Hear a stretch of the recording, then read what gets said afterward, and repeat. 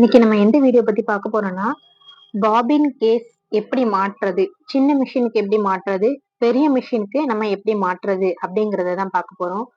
இது அந்த நட்டு வச்சு கலத்தாத கேஸு. இது அந்த நூலை போட்டு நம்ம இழுப்போம்ல, அதை கலட்டிட்டு வச்சிருக்க கேஸு. இந்த 2 கேஸ்லயும் முதல்ல நூல் எப்படி மாட்டலாம் அப்படின்றத முதல்ல பாத்திரலாம். அந்த கேஸுக்கும் இந்த கேஸுக்கும் உள்ள வித்தியாசத்தை நல்லா பாத்துக்கங்க.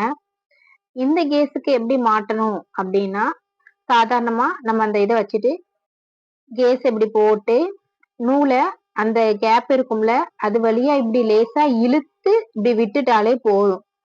அதுல இருந்து லேசா இப்படி இழுத்தாலே ஆட்டோமேட்டிக்கா நூல் அதுல என்ன செஞ்சிரும், மாட்டிரும். அது ஒரு டைப்.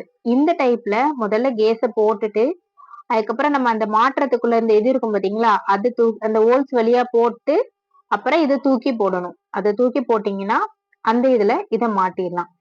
இப்போ இது சின்ன மிஷினுக்கு எப்படி நீங்க அதை உள்ள மாட்டணும் அப்படிங்கறதான் முதல்ல சொல்ல போறேன். இந்த மெரிட்டு அந்த மாதிரி இருக்குல்ல, அந்த மாதிரி இதுக்கு நீங்க இப்படி போட்டு இந்த பக்கம் இழுக்கணும். இந்த பக்கம் இழுத்துட்டீங்கன்னா அது நேரம் நமக்கு அந்த லெப்ட் ஹேண்ட்ல வச்சிருக்கோம், அது ரைட் சைட்ல இழுக்கிற மாதிரி அந்த கேஸ் பாபின் சுத்தும். ஓகேங்களா?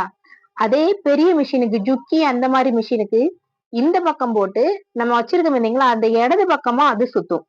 நல்லா பாத்துக்கங்க, இடது பக்கமா தான் சுத்தும். சரிங்களா? இதுதான் பாபின் கேஸ் மாற்ற முறை. நீங்க இப்படி மாட்டினீங்கன்னா தான் உங்களுக்கு நூல் சிக்காம அந்த மாதிரி வரும். எப்பவுமே இல்லைன்னா சிக்கி சிக்கி அந்த மாதிரிதான் வரும். அதனால பாபின் கேஸ் மாட்டும் போது கரெக்டா மாட்டுங்க. அப்பதான் நூல் அக்காமையும் வரும் உங்களுக்கு.